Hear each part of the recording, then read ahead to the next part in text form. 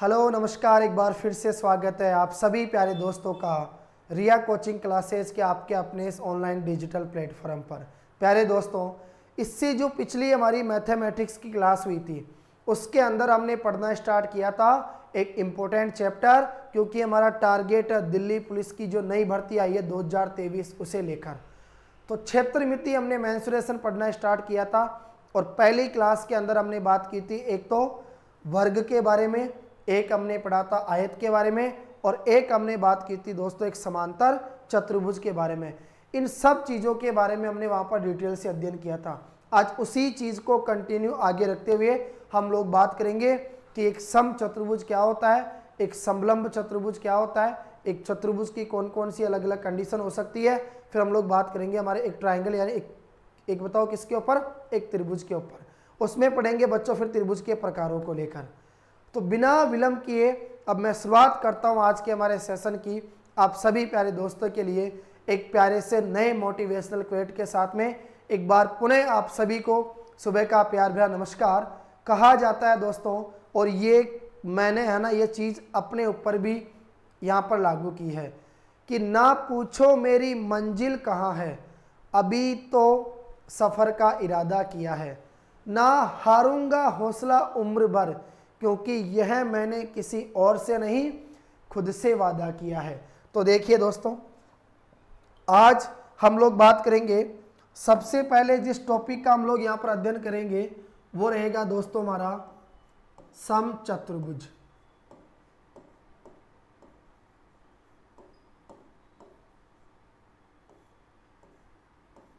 देखिए, नाम से आपको पता चलेगा सर सम का मतलब होता है समान, यानी एक ऐसा चतुर्भुज जिसकी प्रत्येक भुजा बताओ क्या होगी, बराबर होगी। ठीक है सर, एक ऐसा चतुर्भुज जिसकी प्रत्येक भुजा समान माप की हो वह सम चतुर्भुज के नाम से जाना जाता है। दूसरी बात आती है सर सम चतुर्भुज के जो सम्मुख कोण होंगे, मालूम है ना आपको दोस्तों सम्मुख कोण क्या होते हैं, आमने सामने वाले कोण। ठीक है, सम चतुर्भुज के सम्मुख कोण भी बताओ क्या होंगे, बराबर होंगे। ठीक है, इसके बाद में फिर तीसरी बात जो हमारे लिए इंपॉर्टेंट है वो ये है कि सम चतुर्भुज के जो विकर्ण होंगे, सम्मुख शीर्षों को मिलाने वाली रेखा, सम चतुर्भुज के विकर्ण आपस में एक दूसरे को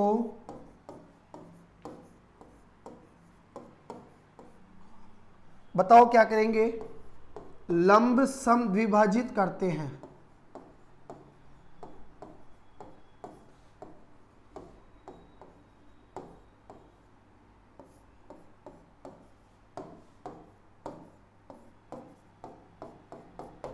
देखिए दोस्तों, तीन बातें आप लोग याद रखोगे।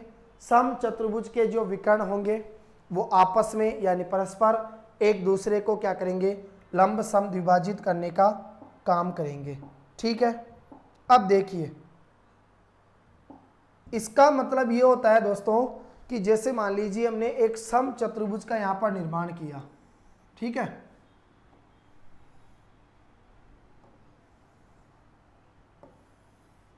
मैंने कहा ये हमारा एक सम चतुर्भुज है, क्यों, क्योंकि इसकी प्रत्येक भुजा है ना ये समान माप की है। अब इसका विकर्ण देखो, एक तो ये वाला हो जाएगा और एक विकर्ण बताओ ये वाला हो गया। ठीक है, दोनों विकर्ण जिस बिंदु के ऊपर एक दूसरे को प्रतिच्छेद करेंगे वो प्रतिच्छेदी बिंदु कहलाएगा। मान लीजिए इसको आपने ओ नाम दे दिया, तो यहाँ भी समकोण का निर्माण होगा, यानी 90 डिग्री का क्या बनेगा, कोण बनेगा। और यहाँ भी बताओ कितने डिग्री का कोण बना, आप कहोगे सर 90 डिग्री का कोण। तो चार समकोण त्रिभुज आपके पास निकल के आ गए। ठीक है, ये बात आप लोग ध्यान रखना। यहाँ से मान लीजिए इसको आपने नाम दे दिया ए बी सी और डी।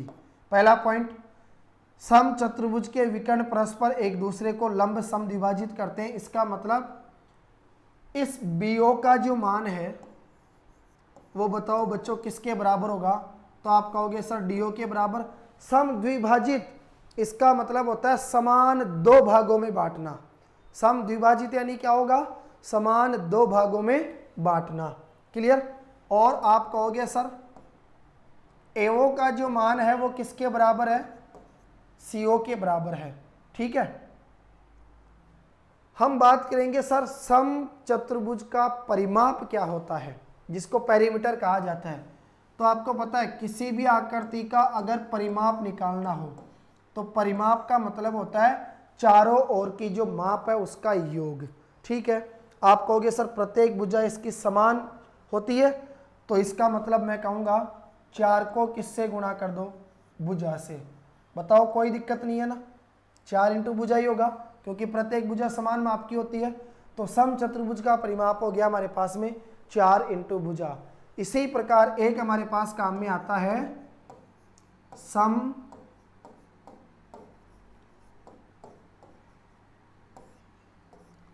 चतुर्भुज का क्षेत्रफल। ये इंपॉर्टेंट है। सम चतुर्भुज का क्षेत्रफल होगा दोस्तों, याद रखना 1/2 इंटू विकर्णों का गुणनफल। ठीक है, 1/2 इंटू दोनों विकर्णों को आपस में क्या कर देंगे बताओ? गुणा कर देंगे तो हमारे पास में निकल के आ जाएगा एक सम चतुर्भुज का क्षेत्रफल। अब देखिए कुछ बातें हैं, कुछ पॉइंट्स है जो आप लोग हमेशा याद रखना। और पहला पॉइंट आपके सामने ये है, मैंने बात की यहाँ पर देखो किसको लेकर? वर्ग को लेकर। पहला पॉइंट है, मैंने कहा वर्ग एक सम चतुर्भुज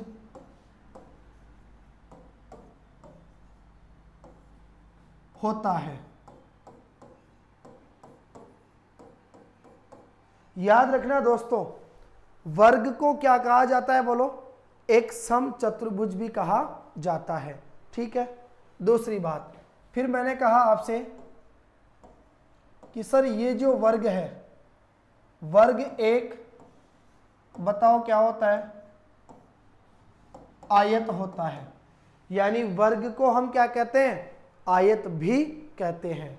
दूसरी बात, वर्ग एक समांतर चतुर्भुज होता है। क्लियर? और अब मैं बात करूंगा किसकी? सम चतुर्भुज की।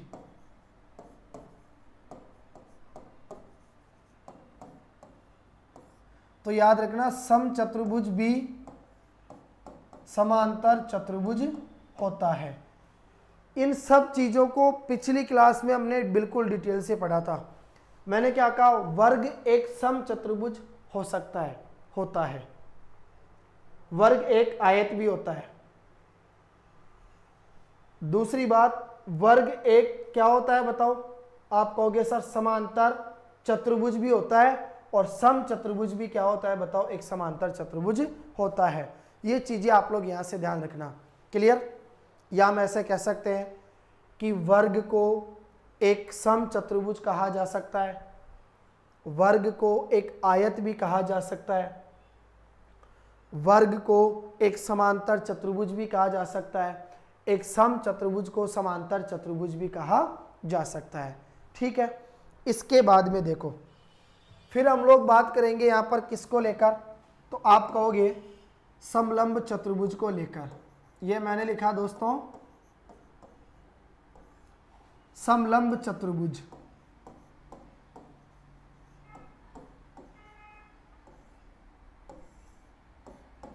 सुनिएगा, समलंब चतुर्भुज।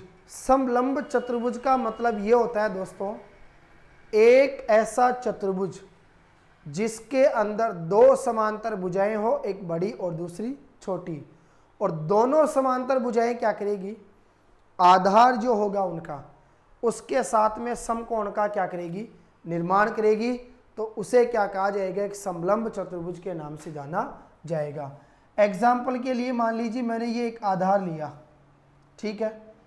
अब इस आधार से मैं क्या करूँगा, दो समांतर भुजाएं लूँगा। एक भुजा मैंने ये ले ली और दूसरी भुजा मैंने ये ले ली, एक बड़ी है और दूसरी छोटी है, ठीक है। चतुर्भुज अगर इसको बनाना है तो हमें क्या करना पड़ेगा, इसको इससे मिलाना पड़ेगा। ये सामने निकल के आ गया हमारा एक समलंब चतुर्भुज। क्यों? क्योंकि ये दोनों समांतर भुजा है और ये आधार के साथ में बताओ क्या कर रही है, एक समकोण का क्या कर रही है, निर्माण कर रही है। आपने कहा सर ए बी सी और डी। अब चार भुजा है इस चतुर्भुज के अंदर। कितनी भुजा दिखाई दे रही है आपको, चार भुजा। सबसे पहला पॉइंट मैंने आपसे कहा समांतर भुजाएं कौन कौन सी है। मैंने आपसे पूछा बताइए इसके अंदर समांतर भुजाएं हमारे पास में कौन कौन सी है।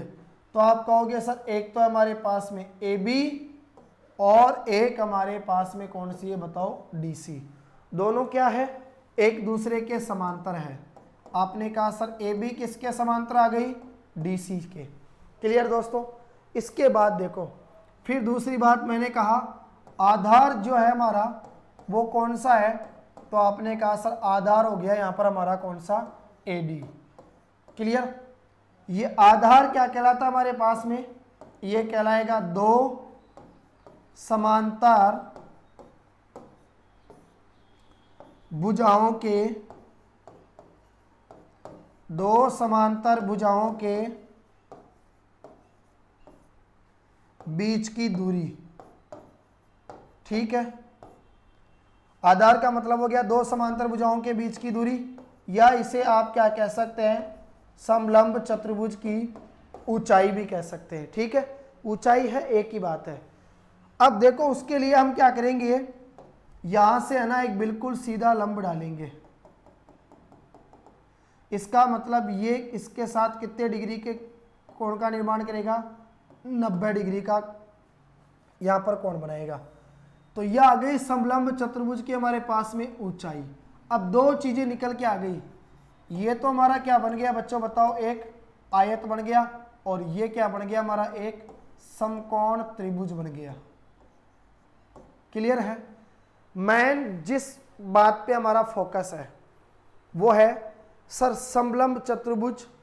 समलंब चतुर्भुज का परिमाप क्या होगा, सिंपल सी बात है, परिमाप निकालेंगे तो चारों भुजाओं का बताओ क्या कर देंगे, यहाँ से योग कर देंगे, और हमें चाहिए समलंब चतुर्भुज का क्षेत्रफल।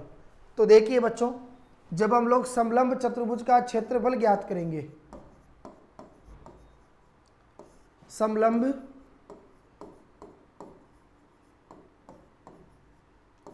चतुर्भुज का क्षेत्रफल, तो समलंब चतुर्भुज का क्षेत्रफल हमारे पास में निकल के आएगा बच्चों 1/2 इंटू समांतर भुजाओं का योग, समांतर भुजाओं का योग, ठीक है, इंटू उनके बीच की दूरी। ठीक है दोस्तों, 1/2 इंटू समांतर भुजाओं का योग इंटू उनके बीच की दूरी। क्लियर। ये हमारा हो गया समलंब चतुर्भुज का क्षेत्रफल। दूसरी कंडीशन ये भी है, अगर मान लीजिए समांतर भुजाओं का जो माप है वो हमारे को पूर्ण रूप से नहीं दिया जाता है, तो उस स्थिति के अंदर देखो एक हमारे पास में ये चीज भी निकल के आएगी कि समलंब चतुर्भुज का क्षेत्रफल बराबर हम क्या कहेंगे बताओ, आयत का क्षेत्रफल। एक तो आ गया आयत का क्षेत्रफल प्लस एक आ गया बनने वाले त्रिभुज का यानी समकोण त्रिभुज का क्षेत्रफल। ठीक है, अगर दोनों के क्षेत्रफल को भी हम लोग जोड़ेंगे तो हमारे को पूरा क्या प्राप्त हो जाएगा, एक समलंब चतुर्भुज का यहां से क्या प्राप्त हो जाएगा बोलो, क्षेत्रफल। क्लियर? दो बातें हमारी ये कंप्लीट हो गई। समलंब चतुर्भुज के बाद में देखो अगली जो चीज है वो हमारे पास में निकल के आती है दोस्तों, एक चतुर्भुज का क्षेत्रफल। अब चतुर्भुज का जब क्षेत्रफल ज्ञात करेंगे,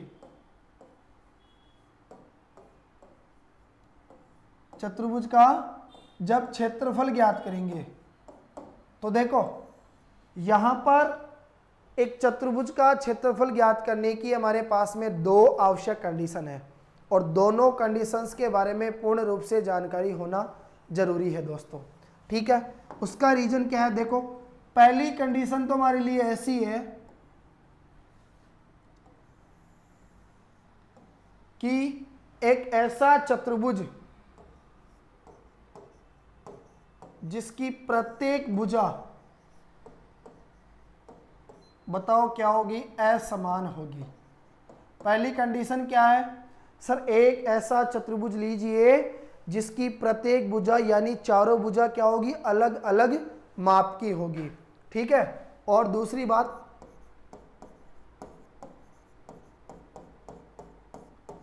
विकर्णों पर लंब नहीं डाले गए हो। ठीक है, ये तो पहली कंडीशन हो गई। और दूसरी कंडीशन जो आएगी हमारे पास में वो निकल के आएगी कि यदि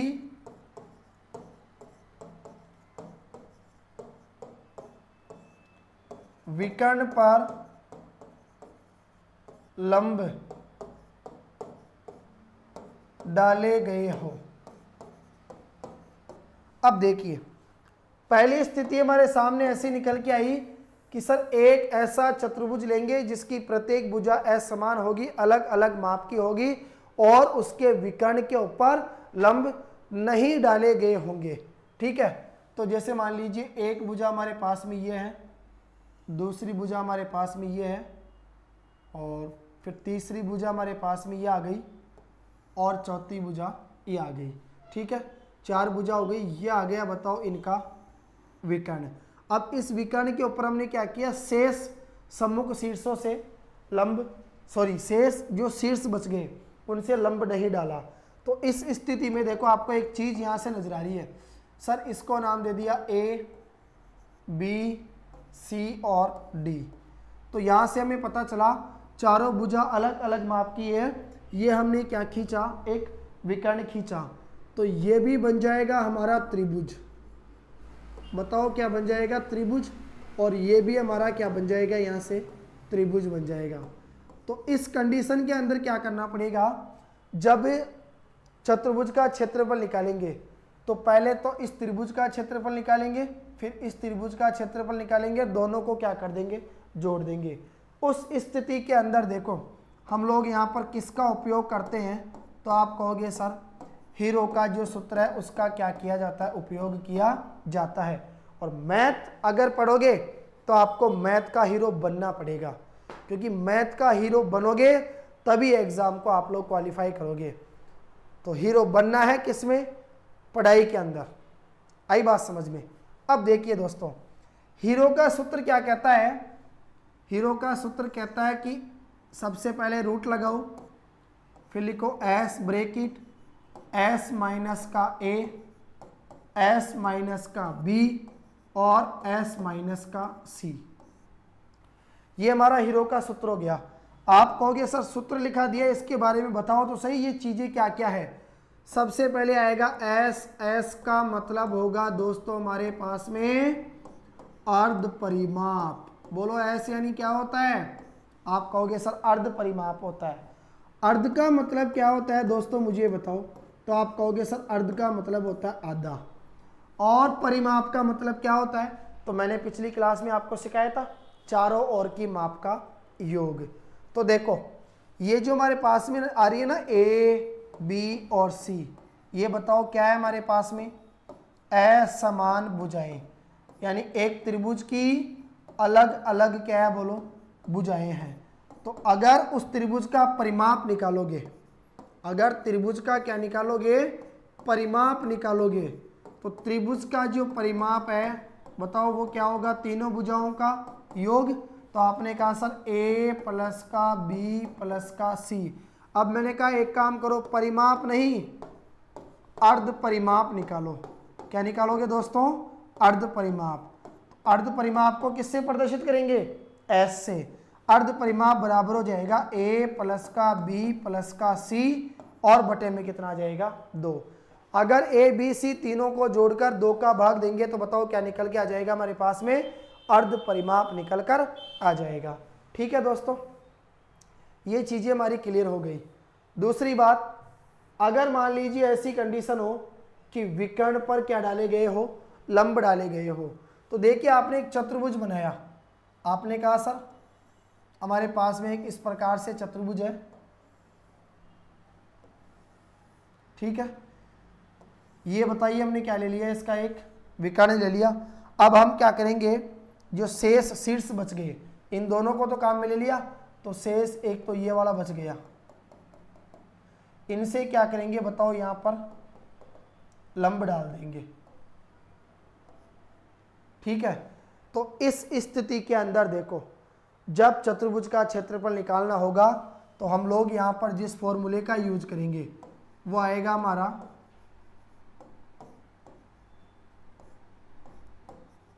चतुर्भुज का क्षेत्रफल बराबर 1/2 इंटू, एक तो बोलो क्या काम में आ जाएगा? विकर्ण जो हमारे को दिया जाएगा, विकर्ण इंटू दूसरा काम में आ जाएगा विकर्ण पर डाले गए लंबों का योग। ठीक है दोस्तों, हम लोग उपयोग करेंगे यहां पर चतुर्भुज का क्षेत्रफल बराबर 1/2 इंटू विकर्ण पर डाले गए लंबों का योग, यानी दोनों को क्या करेंगे हम यहां पर जोड़ेंगे। ठीक है, यह आ गया हमारे पास में चतुर्भुज का क्षेत्रफल। अब चतुर्भुज हमारा कंप्लीट हो गया, सीधे नए टॉपिक के ऊपर हम लोग आ जाते हैं और वो रहेगा हमारा कौन सा बताओ? तो आपने कहा सर त्रिभुज। एक बात मुझे बताइए दोस्तों, अब मैं त्रिभुज की यहां पर बात करूंगा तो आप सबको मालूम है और आपने बचपन से ये पढ़ा भी है कि सर त्रिभुज एक वह आकृति होती है जो 3 भुजाओं से घिरी हुई रहती है, अर्थात 3 भुजाओं से बंद आकृति को त्रिभुज कहा जाता है। एक त्रिभुज के अंदर 3 भुजाएं होती है, एक त्रिभुज के अंदर 3 कोण होते हैं, एक त्रिभुज की तीनों भुजाओं का योग करेंगे तो त्रिभुज का क्या निकल के आ जाएगा? परिमाप निकल के आ जाएगा। अगर एक त्रिभुज के तीनों कोणों को जोड़ेंगे तो बताओ त्रिभुज के तीनों कोणों का योग करने पर कितना आएगा? तो आप कहोगे सर एक त्रिभुज के तीनों कोणों का योग कितना होता है? 180 डिग्री होता है। ठीक है दोस्तों, इसके बाद देखिए, अब मैं आगे बढ़ता हूं। पहले मैं आपसे पूछूंगा त्रिभुज का परिमाप। अभी जस्ट मैंने आपको पीछे पढ़ाया था,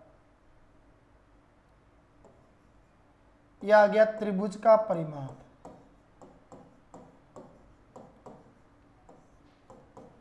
ध्यान देना सभी स्टूडेंट, कोई सा भी त्रिभुज हो बच्चों, चाहे वह समकोण त्रिभुज हो, चाहे वह समद्विबाहु त्रिभुज हो, चाहे वह समबाहु त्रिभुज हो, चाहे वह विषमबाहु त्रिभुज हो, प्रत्येक त्रिभुज का अगर परिमाप निकालना हो तो त्रिभुज का परिमाप होगा, सिंपल सी बात है, आप कहोगे सर तीनों भुजाओं का योग। ठीक है, दूसरी बात, एक हमारे पास में आएगा फिर एरिया ऑफ ट्राइंगल, यानी त्रिभुज का क्षेत्रफल। तो त्रिभुज का क्षेत्रफल होगा 1/2 इंटू आधार इंटू ऊंचाई। मान के चलिए यहां पर हमने क्या किया, एक त्रिभुज का निर्माण किया, ये बिल्कुल सीधी आ जाएगी इस त्रिभुज की ऊंचाई, इसको नाम दे दिया d, इसे नाम दे दिया a, b और c। ऊंचाई बिल्कुल सीधी आती है। आधार उस भुजा को कहा जाएगा जिसके ऊपर हमारा त्रिभुज टिका हुआ रहेगा। ठीक है, तो ऊंचाई की अगर मैं बात करूंगा तो आप कहोगे सर ऊंचाई कौन सी है यहाँ पर, AD। मैंने कहा आधार कौन सा है जिसके ऊपर आपका त्रिभुज टिका हुआ है, तो आप कहोगे सर वो है BC भुजा, ठीक है। और ये जो AD है ये किसके ऊपर लंब डाली गई है, तो आप कहोगे सर BC के ऊपर लंब डाली गई है। ये क्या करेगा, BC को दो समान भागों में बांटेगा, यानी BD का मान किसके बराबर होगा, CD के बराबर होगा। और BD और CD दोनों है ना आधी है, बताओ किसकी, आप कहोगे सर पूरी BC की। क्लियर, ये चीजें आप लोग याद रखोगे एक ट्रायंगल यानी त्रिभुज से संबंधित। अब बात करेंगे त्रिभुज के प्रकारों को लेकर। तो देखिए क्या है हमारा त्रिभुज का प्रकार। जब त्रिभुज के प्रकार पढ़ोगे तो सबसे पहला हमारे पास कौन सा निकल के आएगा, आपने कहा समकोण त्रिभुज। बताइए दोस्तों सबसे पहले कौन से त्रिभुज की बात करेंगे हम, समकोण त्रिभुज की। समकोण त्रिभुज आपको पता है सर एक ऐसा त्रिभुज जिसका एक कोण, बताओ एक कोण क्या होगा, समकोण होगा। अरे समकोण का मतलब कितने डिग्री का कोण होता है, तो आप कहोगे सर समकोण का मतलब 90 डिग्री का कोण होता है। समकोण त्रिभुज वह त्रिभुज जिसका एक कोण 90 डिग्री हो उसे समकोण त्रिभुज के नाम से जाना जाता है। देखिए इस प्रकार से हमारे पास में ये कोई त्रिभुज है, ये कोण हो गया 90 डिग्री का, इसको नाम दे दिया A, इसे नाम दे दिया B। हमने पढ़ा था त्रिभुज के तीनों कोणों का योग बताओ कितना होता है, 180 डिग्री। तो आपने कहा सर कोण A प्लस का कोण B प्लस का कोण C बराबर कितना आएगा, बोलो 180 डिग्री। एक समकोण त्रिभुज यानी त्रिभुज कोई सा भी हो उसके तीनों कोणों का योग बताओ कितना होता है, 180 डिग्री होता है। दूसरी बात आपको पता है B कितने डिग्री है, 90 डिग्री। तो यह आ जाएगा कोण A प्लस का 90 डिग्री प्लस का कोण C बराबर 180 डिग्री। तो यह आ गया आपका कोण A प्लस का कोण C बराबर 180 डिग्री प्लस का 90 इधर आएगा तो बोलो माइनस का 90। 180 में से 90 गया तो कितना बचेगा, कोण A प्लस का कोण C बराबर कितना बचेगा, 90 डिग्री। तो बात ये निकल के आई कि सर कोण A व कोण C जो दो चीजें हमारे पास में बच गई, ये दोनों बताओ हमारे क्या होंगे, न्यून कोण होंगे, क्योंकि इन दोनों का जो मान होगा वो 90 डिग्री से कम आएगा और दोनों को जोड़ने पर हमें कितने डिग्री प्राप्त होगा, 90 डिग्री प्राप्त होगा। समकोण त्रिभुज के अंदर क्या होता है आपको मालूम है कि कर्णभुजा की अगर बात करें तो कर्णभुजा बताओ किसे कहा जाता है, कर्णभुजा वह भुजा होती है जो समकोण के सामने होती है, जो समकोण के सामने होती है, ठीक है। कर्णभुजा याद रखना सबसे बड़ी भुजा होती है, सबसे बड़ी भुजा होती है। और ये कर्ण हमारे को दिखाई कैसी देती है, आप कहोगे सर ये बिल्कुल हमारे को तिरछी यानी तिर्यक दिखाई देती है, ठीक है। समकोण त्रिभुज के अंदर मुझे बताइए कौन सी प्रमेय काम में आती है, तो आप कहोगे सर समकोण त्रिभुज के अंदर जिस प्रमेय का हम लोग अध्ययन करेंगे वो आएगी हमारी क्या नाम से, बोधायन प्रमेय। बताओ कौन सी होगी, बोधायन प्रमेय। मालूम है क्या बोधायन प्रमेय को और क्या कहते हैं, बोलो सर इसे पाइथागोरस प्रमेय के नाम से भी जाना जाता है, पाइथागोरस प्रमेय। देखिए दोस्तों पाइथागोरस जो प्रमेय हो गई जिसको हम लोग समकोण त्रिभुज के अंदर लागू करते हैं, जिसे बोधायन प्रमेय के नाम से भी जाना जाता है। पाइथागोरस प्रमेय ये कहती है कि समकोण त्रिभुज के अंदर कर्णभुजा का जो वर्ग होगा वो शेष दोनों भुजाओं के वर्गों के योग के क्या होता है, बराबर होता है, राइट। इसका मतलब ये हुआ सर कर्णभुजा कौन सी है, तो कर्ण को प्रदर्शित करेंगे कैसे, कर्णभुजा सबसे बड़ी होगी जो AC है 90 डिग्री के सामने वाली। एक भुजा कौन सी होगी, आधार, जिसके ऊपर हमारा ट्रायंगल त्रिभुज टिका हुआ रहेगा। आधार कौन सी होगी, A। तो आधार यहाँ पर बताओ कौन सी है, BC। ठीक है, याद रखना जहाँ पर हमारा न्यून कोण बनता है, जैसे C हमारा न्यून कोण बन रहा है, तो C के सामने वाली जो भुजा होगी वो बताओ कौन सी हो जाएगी, हमारी लंब हो जाएगी। ठीक है, तो आप कहोगे सर लंब, बताइए लंब को किससे प्रदर्शित किया जाएगा, L से, तो लंब कौन सी हो गई, AB। अब पाइथागोरस प्रमेय हमारे से ये कहती है कि सर कर्ण स्क्वायर बराबर होगा आधार स्क्वायर प्लस का लंब स्क्वायर। ठीक है, एक बार फिर कह रहा हूं, समकोण त्रिभुज के अंदर कर्ण भुजा का वर्ग शेष दोनों भुजाओं लंब के वर्ग और आधार के वर्ग के योग के क्या होता है, बराबर होता है। अगर पूछा जाए समकोण त्रिभुज का परिमाप क्या होगा, तो सीधी सी बात है यार, परिमाप मतलब तीनों भुजाओं का योग, तो लंब प्लस आधार प्लस कर्ण तीनों भुजाओं को जोड़ दो, क्या निकल के आ जाएगा, समकोण त्रिभुज का परिमाप निकल के आ जाएगा। और पूछेगा समकोण त्रिभुज का क्षेत्रफल क्या होगा, तो सिंपल सी बात है 1/2 इंटू आधार यानी BC इंटू ऊंचाई, बताओ कौन सी आ जाएगी, AB। ठीक है, अब एक और चीज आप लोग याद रखना दोस्तों, अगर मान लीजिए मैं आपसे कहूं कि एक हमारे पास में आयत है, ठीक है, और एक हमारे पास में क्या है बताओ, समकोण त्रिभुज है। सुनिए आप लोग मेरी बातों को ध्यान से, अरे किसी भी चीज में कहीं भी अगर आपको कोई भी दिक्कत आए तो आप लोग मुझे आराम से कमेंट बॉक्स के माध्यम से बता सकते हैं। उम्मीद करूंगा अब तक जितना पढ़ा वो बिल्कुल सही और बेसिक तरीके से आपको समझ में आया होगा। तो फिर देर किस बात की, अगर चैनल पर नए हो तो आप इस चैनल को सब्सक्राइब कीजिए और इस क्लास को अधिक से अधिक शेयर कीजिए, ताकि उन विद्यार्थियों तक ये पहुंचनी चाहिए जो इस समय दिल्ली पुलिस का एक सपना देख रहे हैं और मैथमेटिक्स को वो मजबूत करना चाहते हैं, उसके अंदर मार्क्स हासिल करना चाहते हैं। तो बच्चों आपको इस क्लास को अधिक से अधिक शेयर जरूर करना है। ठीक है, अब मैंने आपसे कहा कि यार एक हमारे पास आयत है, एक हमारे पास में समकोण त्रिभुज है, और दोनों आकृतियां ऐसी है कि उनका है ना, एक तो आधार व ऊंचाई, आधार और ऊंचाई दोनों बताओ क्या हमारे पास में समान है। आप कहोगे सर ये चीज थोड़ी सी समझ में नहीं आई, आपने कैसे लिखा। इसका मतलब ये हुआ कि जैसे मान लीजिए हमारे पास में ये एक समकोण त्रिभुज है, बताओ क्या है हमारा एक समकोण त्रिभुज, ठीक है, ये हमारा एक समकोण त्रिभुज हो गया। अब मान लीजिए मैं यहां से एक आयत निकालना चाहूंगा, तो आप कहोगे सर इसको आगे ले जाइए,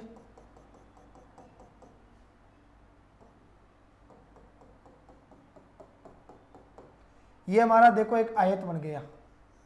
इसमें आपने क्या देखा, इस आयत की जो लंबाई होगी वो इसका क्या होगा, आधार होगा। इस आयत की जो चौड़ाई होगी वो इसकी क्या होगी, बताओ ऊंचाई होगी। तो इसका मतलब ये हुआ कि एक ऐसा समकोण त्रिभुज, एक ऐसा आयत जिनके आधार और ऊंचाई दोनों समान हो, तो उस स्थिति के अंदर आयत का जो क्षेत्रफल होगा, किसका, आयत का क्षेत्रफल, वो बराबर आएगा किसके, 2 गुणा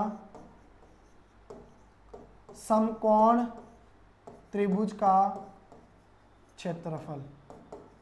इसका मतलब यह है दोस्तों, सिंपल सी बात, कि समकोण त्रिभुज का जो क्षेत्रफल होगा वो आधा होगा, बताओ किसका, आयत के क्षेत्रफल का। अगर मान लीजिए इस स्थिति के अंदर आयत का क्षेत्रफल हमारे से कह दिया गया 30 मीटर स्क्वायर है, तो समकोण त्रिभुज का क्षेत्रफल आधा हो जाएगा, बताओ किसका, 15 सेंटीमीटर यानी 15 मीटर स्क्वायर। ठीक है, क्लियर। दूसरी बात, एक और चीज हमारे पास में निकल के आती है समकोण त्रिभुज से संबंधित, और वो आता है हमारे पास में शीर्ष लंब। शीर्ष लंब का मतलब होता है दोस्तों, कोई सा भी त्रिभुज ले लो, उस त्रिभुज के किसी शीर्ष से सम्मुख भुजा के ऊपर डाला गया लंब, परिभाषा आप लोग नोट कर लीजिए, लिखो त्रिभुज के किसी शीर्ष से उसकी सम्मुख भुजा के ऊपर डाला गया लंब शीर्ष लंब के नाम से जाना जाता है।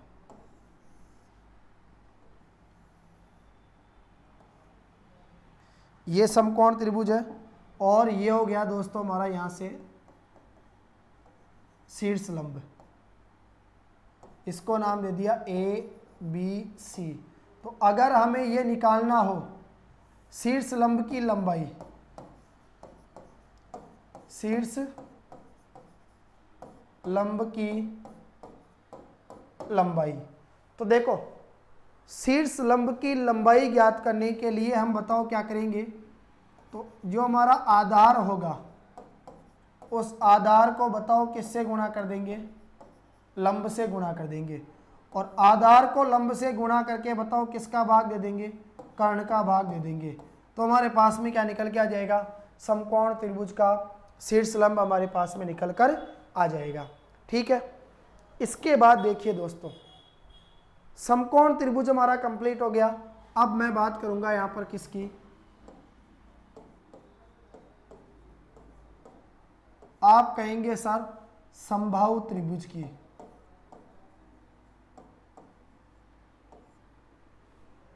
याद करो दोस्तों बचपन के वो दिन जब आप छोटी कक्षाओं में पढ़ा करते थे कि सर समबाहु त्रिभुज एक ऐसा त्रिभुज होता है जिसकी प्रत्येक भुजा बताओ क्या होती है, समान होती है। यानी एक ऐसा त्रिभुज जिसकी प्रत्येक भुजा समान माप की होगी, बराबर होगी, वह समबाहु त्रिभुज कहलाएगा। और समबाहु त्रिभुज का बताओ बच्चों प्रत्येक कोण कितने डिग्री का होगा।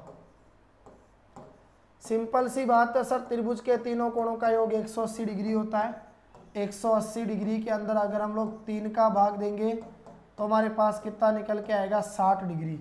यानी समबाहु त्रिभुज का प्रत्येक कोण कितने डिग्री का होता है, 60 डिग्री का होता है। अब देखिए इसको डिटेल से पकड़ेंगे। सबसे पहले ये बनाया हमने एक समबाहु त्रिभुज, मैंने कहा दोस्तों इसको नाम दे दिया ए बी सी। ये समबाहु त्रिभुज है क्योंकि ए बी का मान किसके बराबर है, बी सी के बराबर, बी सी का मान किसके बराबर है, ए सी के बराबर। ये हमारा समकोण त्रिभुज है, इसकी प्रत्येक भुजा क्या होगी, समान माप की। ठीक है, अब देखिए प्रत्येक भुजा बराबर है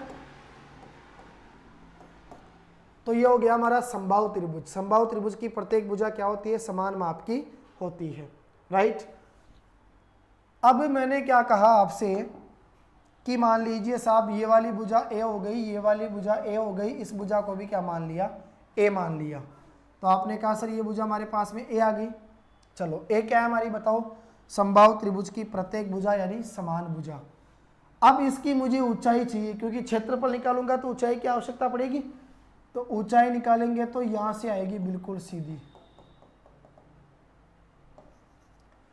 ये यहां पर लंब होगी, 90 डिग्री का कोण बनाएगी। इसको मैंने क्या नाम दे दिया बताओ, डी नाम दे दिया।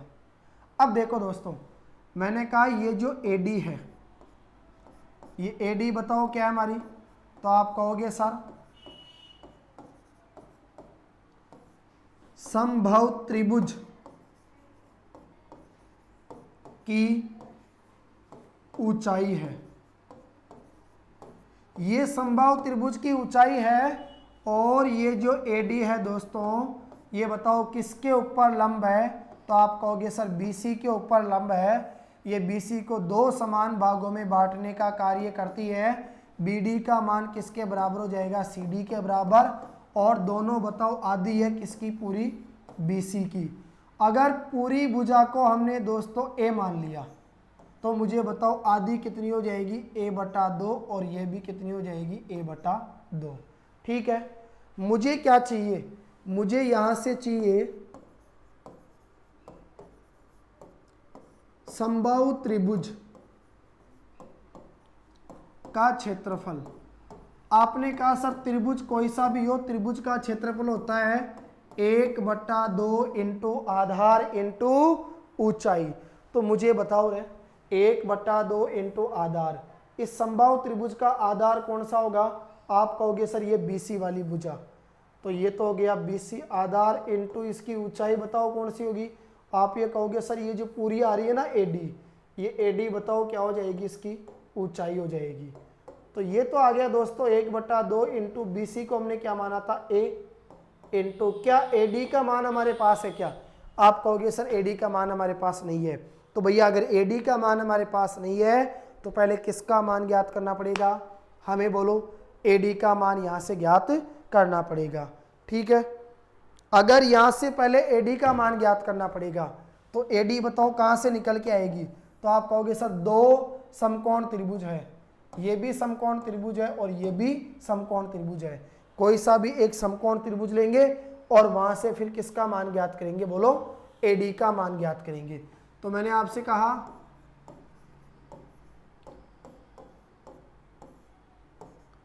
समकोण त्रिभुज कौन सा लिया बताओ? ए डी बी से।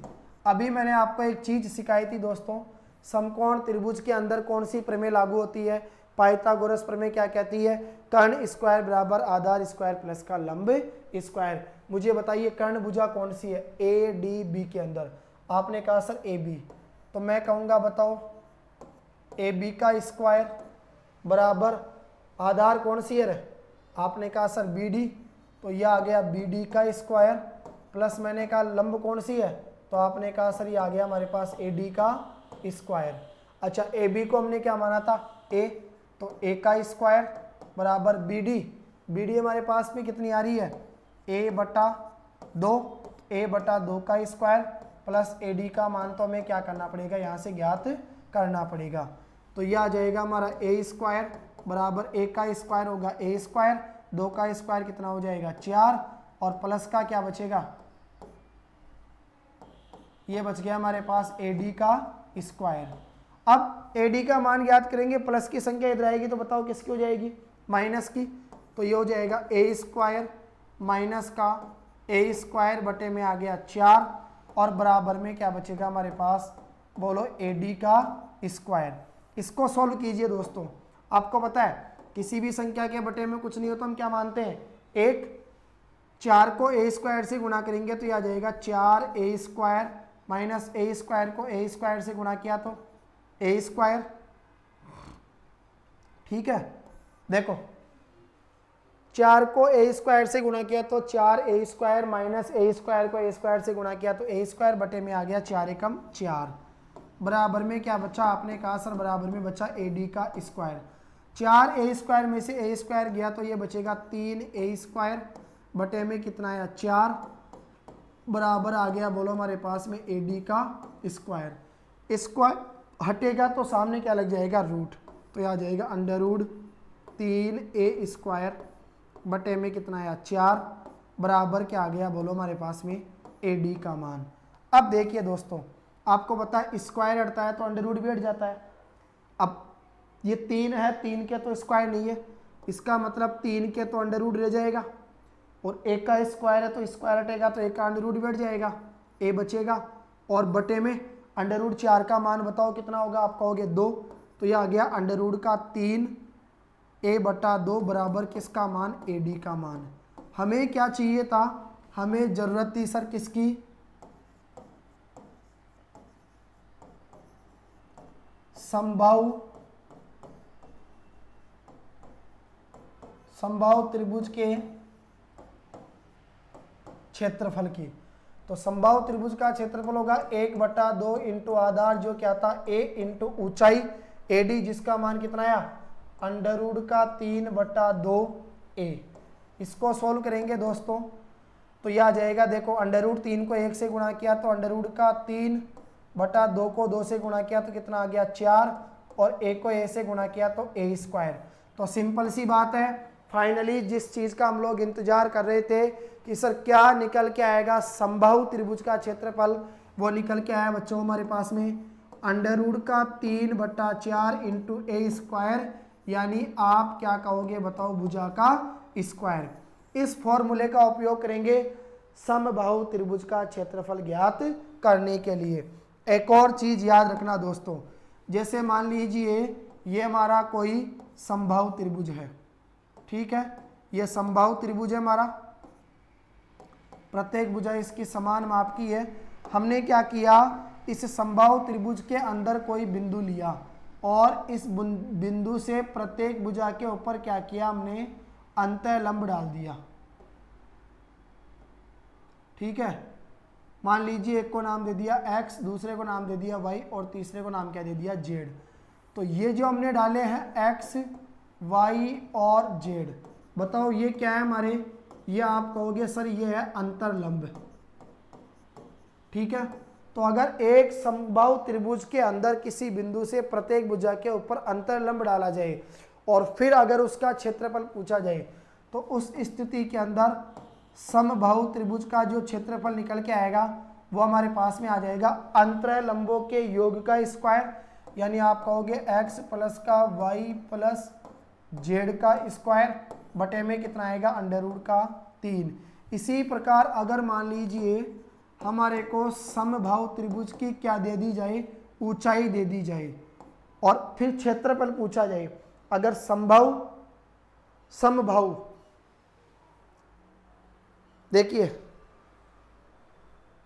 समबाहु त्रिभुज का क्षेत्रफल अगर पूछा जाए ऊंचाई देकर, तो वो हमारे पास में आएगा ऊंचाई का स्क्वायर बटा √3। अगर ऊंचाई का स्क्वायर करके √3 का भाग लगा देंगे तो हमारे पास में क्या निकल के आ जाएगा, समबाहु त्रिभुज का क्षेत्रफल। ठीक है दोस्तों, आज की क्लास में हम लोग इतना ही पढ़ेंगे। इसके आगे की जो क्लास होगी उसके अंदर हम लोग जो शेष चीज़ें बच गई उनका अध्ययन करेंगे। तब तक के लिए आप सभी प्यारे दोस्तों को जय हिंद और जय भारत।